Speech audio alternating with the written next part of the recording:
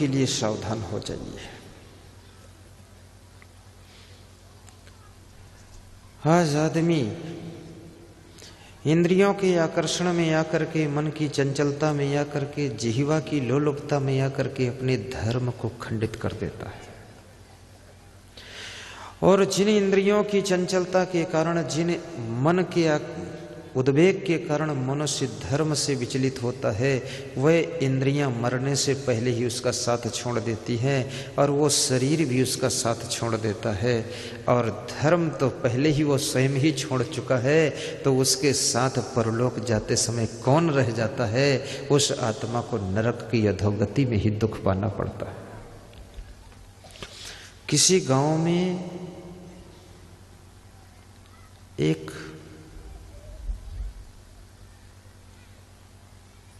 आदमी रहता था।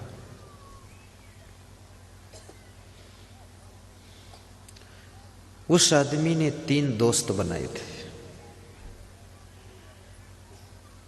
कुछ लोगों के तो ज्यादा दोस्त होते हैं, लेकिन कुछ लोग सीमित दोस्त रखते हैं। और दोस्त भी उतने बनाओ जितने निभा सको, दुश्मन भी उतने बनाओ जिनसे निपट सको। कहीं इतने दुश्मन न बना दो कि तुम ही निपट जाओ। इसलिए दुश्मनी भी बहुत बढ़ाना नहीं चाहिए और दोस्ती भी ज्यादा, फिर डीलिंग करने में कठिनाई आती है। और फिर प्रीति हो गई तो निभाना पड़ता है, ना निभाओ न तो प्रेमी फिर दुखी नाराज होते हैं। प्रीति करो निर्वाह करो अनरीति करो, वही कहना है बाड़ी के प्रीति यथा वही, तो दुख सुख सब सहना है। तो जो सेठ था, आदमी था, उसके 3 दोस्त थे। बाबा सामने देखो, सो जाओ। 3 दोस्त थे। पहला दोस्त 24 घंटे साथ में रहता था, चोली दामन का साथ था, गहरी दोस्ती थी। ना दोस्त छोड़ता था ना सेठ छोड़ता था, दोनों सट के रहते थे। दूसरा मित्र दिन भर साथ रहता था, रात को छोड़कर साथ अपने घर चला जाता था। तीसरा मित्र कभी कभी मिल जाता था और ना मिले तो सेठ जी को परवाह भी ज्यादा नहीं थी तीसरे मित्र की। तो जब जिस मित्र की सेठ जी परवाह नहीं करते थे, तो वो मित्र भी सेठ जी की परवाह कम करता था। दोनों लापरवाह थे। तुम जिससे जितना प्रेम करोगे वह व्यक्ति भी तुमको उतना प्रेम करेगा, जिसको जितना याद करोगे वो तुमको उतना ही याद करेगा। याद रखना मेरे भाइयों बहनों, ये मत सोचना कि वो हमसे कितना प्रेम कर रहे हैं, ये सोचना मैं उनसे कितना प्रेम कर रहा हूं। अगर तुम गुरु को एक बार याद करते हो तो गुरु भी तुमको जरूर याद करता होगा। गुरु तो ऐसे है जैसे इंजन पर चढ़ी हुई बड़ी पुली, और तुम ऐसे हो जैसे मोटर पर लगी हुई छोटी पुली। जब बड़ी पुली एक राउंड घूमती है तभी मोटर की पुली जो है कई राउंड घूम जाती है। गुरु तुमको एक बार याद करता तब तुम कई बार याद कर पाते हो। मन के अंदर यादें चलती है।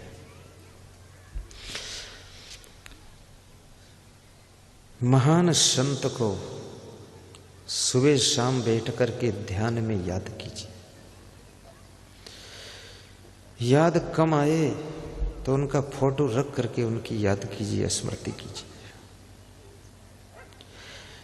जब उनको याद करोगे तो तरंगे वहां तक पहुंचेंगी, फिर वे तुम्हारे आशीर्वाद सूक्ष्म रूप से भेजें। अपने माता पिता से खूब प्रेम करो, पत्नी से भी प्रेम रखो, बच्चों से भी प्रेम रखो, भाई से भी प्रेम रखो। ये मत सोचो कि हमारे सास ससुर हमसे प्रेम नहीं करते, ये सोचो कि मैं उनसे कम प्रेम कर रहा हूँ इसलिए कम प्रेम मिल रहा है। तुम प्रेम करोगे तो उनको प्रेम करना ही पड़ेगा। प्रेम को खींच लेता है, और प्रेम तुम्हारी तरफ से कम है तो उधर से कम मिलेगा। एक छोटा सा बालक छत्तीसगढ़ में, जब मैं जाता था तो वो साइड में खड़ा हो जाता था, बिल्कुल छोटा। तो मैं 1 दिन नहीं देखा, 2 दिन नहीं देखा, लेकिन तीसरे दिन नजर पड़ी तो पूछा तेरा नाम क्या है, तो नाम बताया। फिर उससे बात किया, उसको प्रसाद दिया, उसके सिर पे हाथ रखा, फिर मैं विदा हो गया। तो 1 दिन भोजन नहीं किया उसने। फोन आया, वो बच्चा लेटा है, भोजन नहीं कर रहा है। कहता है गुरुजी मोबाइल में बोलेंगे तब भोजन करेंगे। वो छोटा बच्चा, मेरे को मोबाइल से बात में करनी पड़ी और उसको बोलना पड़ा, तो उसने कहा कि हमेशा हमको ध्यान रखना आप। मैंने कहा तू ध्यान करे? बोले मैं करूं ना करूं तुम ध्यान रखना मेरा। तो ये प्रेम की लगन ऐसी होती है, आप प्रेम कीजिए, अगले व्यक्ति को आपसे प्रेम करना ही पड़ेगा। और प्रेम में वो शक्ति है कि भगवान को भी प्रेम में बंध जाना पड़ता है, तो इंसान की तो बात ही क्या है। प्रेमवा में भूले भगवान हो सेवरी के घर में, प्रेम में कृष्ण भूल गए थे विदुर जी के साग भाजी में, और प्रेम में राम भूल गए थे सेवरी के बेर में, और प्रेम में ही ये संत नेपाल बॉर्डर से आकर भूल गए हैं मारू बरडिया में। ये प्रेम का ही खेल है कि इतनी दूर आना। जब हम आश्रम से चलते हैं हमको ऐसा नहीं लगता कहीं बाहर जा रहे हैं, ऐसा लगता है अपने सब प्रेमी भक्तों में जा रहे हैं। सब जगह आनंद ही आनंद है।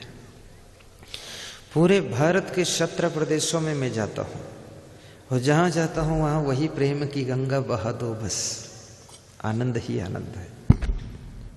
तो मैं आपसे कहूँगा सबसे पहले प्रेम का सागर अपने घर में लहराइए, अपने घर को आनंद से भर दीजिए। लेकिन ये भी याद रखना, जो व्यक्ति गम नहीं खा सकता है उसका प्रेम मृतक हो जाता है। जो व्यक्ति त्याग नहीं कर सकता उसका प्रेम भी मर जाता है। जिसके अंदर त्याग है, गम खाने की शक्ति है, सहने की शक्ति है, उसी की जिंदगी में प्रेम का पौधा हरा भरा रहता है, अन्यथा प्रेम सूख जाता है। इसलिए कुछ कुछ त्याग करना। सीता जी ने राम के प्रेम को निभाने के लिए अंगूठी का त्याग कर दिया था, सोना का त्याग कर दिया था। राम के प्रेम को निभाने के लिए अयोध्या के सुखों को त्याग कर दिया था। लक्ष्मण जी राम के साथ चले गए थे। प्रेम केवल त्याग मांगता है, त्याग मांगता है।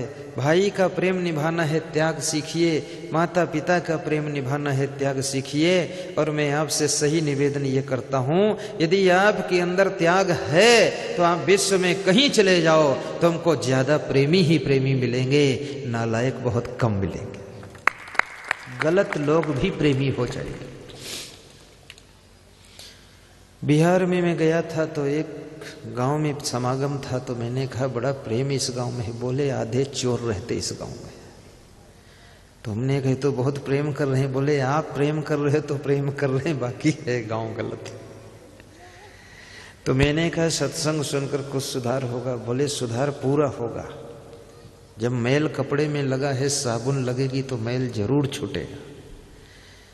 उस गांव में भारी परिवर्तन आया। अगर तुम किसी संत से प्रेम करोगे तो निश्चित है तुम्हारे अंदर सुधार शुरू हो जाएगा। वेश्या से प्रेम करोगे तुम्हारे अंदर बिगाड़ शुरू हो जाएगा। शराबी से प्रेम करोगे तुम भी शराबी धीरे धीरे बन जाओगे। जुआरी से प्रेम करोगे जुआ खेलने की आदत पकड़ेगी। और संत से प्रेम करोगे भक्ति करने लग जाओगे। और भक्त से प्रेम करोगे तो उसके साथ में कभी सत्संग मारू बरडिया में सुनने आ जाओगे। गुरु की संगत से बहुत फायदा है। गुरु के चरणों में बहुत लाभ है। गुरु के चरणों में सुख भी है, शांति भी है, संपत्ति भी है, उन्नति भी है, विकास भी है, सम्मान भी है, यश भी है, कीर्ति भी है, नाम भी है, धनधाम भी है, सब काम भी है। विश्वामित्र गुरु के चरणों में राम जुड़ गए थे तो राम विश्व के मित्र बन गए थे, राम भगवान बन गए थे। गुरु क्या नहीं बना सकता है तुमको। एक मूर्तिकार जब पत्थर में हाथ लगाता है तो भगवान की मूर्ति बन जाती है, उस पत्थर की पूजा शुरू हो जाती है। और जब ये गुरु किसी इंसान के सिर पे हाथ धरता है और चरणामृत पिलाता है और अपने आचरण उसके अंदर प्रेषित करता है तो उस इंसान के अंदर महान मूर्ति बनती है, भगवान की मूर्ति बन जाती है।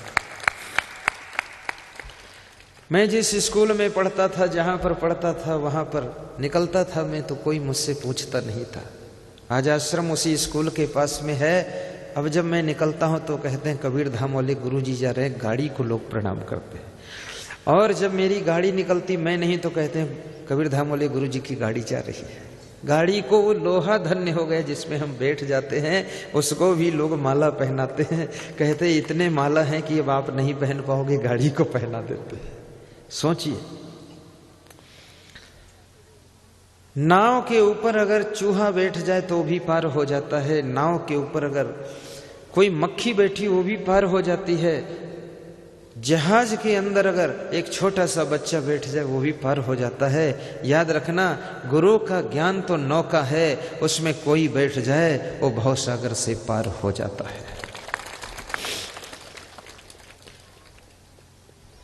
लेकिन बीच में कूद न जाए, तब कोई कोई लोग बीच में उतर लेते हैं, कुछ दिन भक्ति करते हैं फिर छोड़कर कुछ और करते हैं, वो डूब जाएंगे। धर्म में तत्परता। तो सेठ की कहानी में सुना रहा था, सेठ के 3 मित्र हैं। सेठ का पड़ोसी दुष्ट है, पड़ोसी ने सेठ के ऊपर मुकदमा चला दिया। दुष्टा भार्य सठम मित्रम, अगर दुष्ट पत्नी मिली हो और 60 दोस्त मिल गया हो, भृत्युश्चोत्तरदायिका, और सेवा करने वाले प्रत्युत्तर देने वाले मिले हो, रिप्लाई करते हो। ससर्पे चा ग्रहे वासो मृत्युरेव न संशया, तो जैसे जिस घर में सांप रहता हो, जिस कमरे में उस घर में आप सोए तो मृत्यु होने में संदेह नहीं कब डस ले, ऐसे जिसको दुष्ट पत्नी मिली है और 60 दोस्त है और उत्तर देने वाला नौकर मिला है, उसकी मृत्यु होना निश्चित है, उसको चैन नहीं मिलेगी। इसलिए मैं नारियों से निवेदन करूंगा कि अपने पति के साथ में दुष्टता का व्यवहार कभी मत करना। जो भी तुमको पति मिला है भाग्य से उसको स्वीकार करके और निभा लेना। अंदर ज्यादा कल्पना मत करना, क्योंकि ये सब किस्मत का खेल है। कौन किसको पति मिलेगा, कौन किसको पत्नी मिलेगी, और कौन किसको बेटा मिलेगा, और कौन किसका मिलन किससे होगा, ये सब प्री सेटिंग है, पहले से सेटिंग है, तुम्हारे कर्मों के अनुसार व्यवस्था है। तो जो पति मिला है वो तुम्हारे भाग्य में था, उसको स्वीकार करो, निभाओ। उसको गाली गलौज मत देना, उल्ट पुल्ट मत बोलना। ये मत सोचना कि ये पति ट्रांसफर हो जाए, दूसरा मिल जाए तो दूसरा भूतनाथ मिलेगा, वो और तुमको मार डालेगा। हाँ, पुरुषों से भी मैं निवेदन करूंगा कि जैसी भी आपकी पत्नी है, अभी बहुत बड़ा उदाहरण मैं आपको दे रहा हूं। छत्तीसगढ़ के गृह मंत्री, जेल मंत्री रह चुके हैं, पर्यटन मंत्री, धर्म संस्कृति मंत्री, लोक निर्माण मंत्री, अभी भी मंत्री हैं, ब्रजमोहन अग्रवाल जी।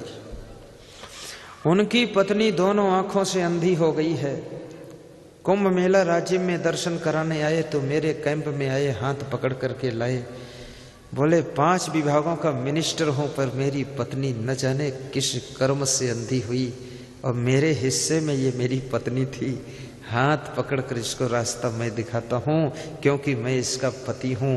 हो सकता है इसने कोई ऐसा पुण्य किया होगा, कोई ऐसी तपस्या की होगी जो मुझको 5 विभागों का मिनिस्टर 15 साल से बनने का मौका मिला है। और हो सकता है मेरे से कोई गलती ऐसी हुई होगी, कोई पाप, जो इसकी आंखें फूट गई तो मुझको ढोना पड़ रहा है।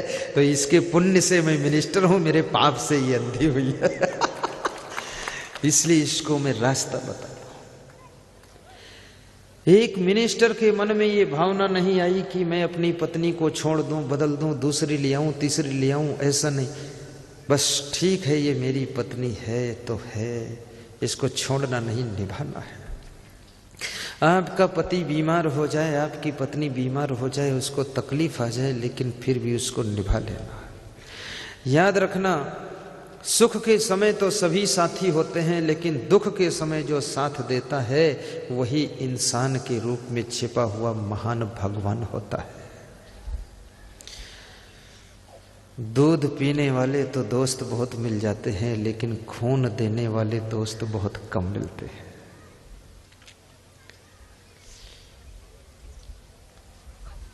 साहिब बंदगी, साहिब बंदगी।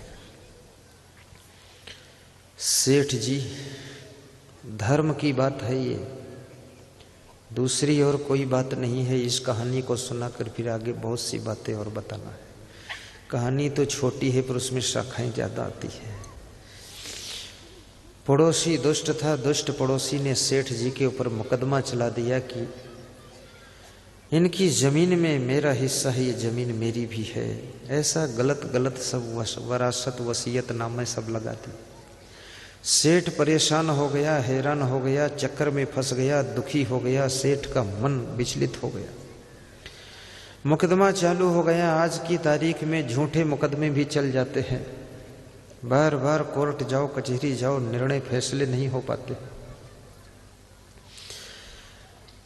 अंततः मजिस्ट्रेट ने कहा कि सेठ जी आपकी गवाही पढ़नी है, अब गवाही पेश करो, आप साक्षी पेश करो।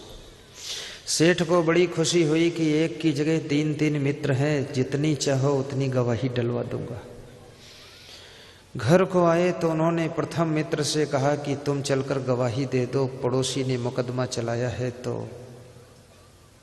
प्रथम मित्र बोला, मैं तो घर ही तक आपकी दोस्ती करूंगा, इसके आगे नहीं जा सकता। दूसरे मित्र के पास जाकर के निवेदन किया। दूसरा मित्र बोला, मैं चलूंगा लेकिन केवल कोर्ट के गेट तक चलूंगा, अंदर नहीं चलूंगा। सेठ दुखी हो गए तो तीसरे मित्र के पास गए। तीसरे मित्र से बोले, तू बता भाई क्या मदद करेगा। तो उसने कहा, आप तो मुझे भूल ही गए थे, तो मैं तो आपको भूल चुका हूं, लेकिन फिर आए हो तो परिचय करता हूं। मैं तो आपके साथ बिल्कुल नहीं चलूंगा, क्योंकि आपने हमको भुला दिया था। सेठ जी बड़े दुखी हुए, रोने लग गए। तो तीसरे मित्र को दया गई, करुणा आ गई। तो तीसरा मित्र बोला, आपने हमको भुला दिया तो भुला दिया, लेकिन मैं अपना धर्म निभाऊंगा, चलूंगा, आपकी मदद करूंगा। तीसरा मित्र गया, मुकदमे में साक्षी दिया। मजिस्ट्रेट खुश हो गया, मुकदमा जीत गया। सेठ खुशी से घर को वापस आ गया। भाइयों बहनों, ये सेठ कौन है? सामने देखना, ध्यान देना। ये सेठ कोई और नहीं है, ये सेठ तुम्हारी आत्मा है, सेठ तुम्हारा जीव है, सेठ तुम्हारा जीवात्मा ही है। और हर जीवात्मा के 3 दोस्त हैं। पहला दोस्त धन है, दूसरा दोस्त कुटुंब है, और तीसरा मित्र धर्म है। ये जीव धन के लिए सबको छोड़ देता है, सबसे मुड़ जाता है, कुटुंबियों को छोड़ देता है, रिश्तेदारों को छोड़ देता है, धन के लिए धर्म को भी छोड़ देता है। और धन को दिन में भी साथ रखता है, रात में भी साथ रखता है, चार रास्ते में भी साथ रखता है, और धन से बड़ी दोस्ती रखता है। लेकिन जब मृत्यु रूपी मजिस्ट्रेट आता है और कहता है, यहाँ से विदाई है, चलिए आप धर्मपुरी में चलिए, आपको ले चलेंगे धर्मराज के सामने, तब जीव कहता है, धन से तू साथ में चल। तो जीव कहता है, चल मेरे साथ कोई नहीं है, तू मृत्यु रूपी मजिस्ट्रेट बुला रहा है। तब यह पहला मित्र जो धन है क्या जवाब देता है कि मैं तो तिजोरी में ही रहूंगा, यहां से टस से मस न होऊंगा। अब जीव के पैर हिल जाते हैं, रोए कप जाते हैं कि ये दशा क्या हुई। जिसके ऊपर सारी जिंदगी बिगाड़ दी, जिसके लिए पाप भी किया, जिसके लिए छल कपट किया, बेईमानी किया, जिसके लिए झूठ भी बोला, उसने साथ छोड़ दिया। तब ये जीव दूसरे मित्र कुटुंबियों से कहता है, परिवार वालों से कहता है कि तुम साथ दो। तो कुटुंबी कहते हैं, हम केवल मरघट तक चलेंगे, शमशान घाट तक चलेंगे, उसके आगे नहीं चलेंगे। अरे उसके आगे जरूरत है, मरघट तक तो गांव के लोग भी जाएंगे, वहां से तो सब लौट आते हैं, आगे चलो। आगे कोई चलने को तैयार नहीं होता है। तब ये जीव दुखी हो जाता। तीसरे मित्र धर्म के पास जाता है और धर्म से कहता है, तुम साथ दे दो। तो धर्म कहता, तू तो मेरे को भूल ही गया था, मैं क्या तेरे को साथ दूं? सारा धर्म छोड़ करके ही तो कर्म किया है, मैं क्या साथ दूं? लेकिन तू दुखी है, रोता है, तो तूने जिंदगी में एक धर्म किया था, वो धर्म में तेरा साथ दे रहा हूं। वो ये धर्म किया था कि एक गरीब आदमी, कमजोर आदमी सड़क के किनारे जा रहा था, उसने रास्ता पूछा था, तो तूने उसको सही रास्ता बताया था। उतना धर्म तेरे से हुआ था, वो मैं तेरे साथ में चलता हूं। अंत में धर्म ही जीव के साथ में जाता है और परलोक में पूरा सहयोग प्रदान करता है, वहां विजय दिलाता है।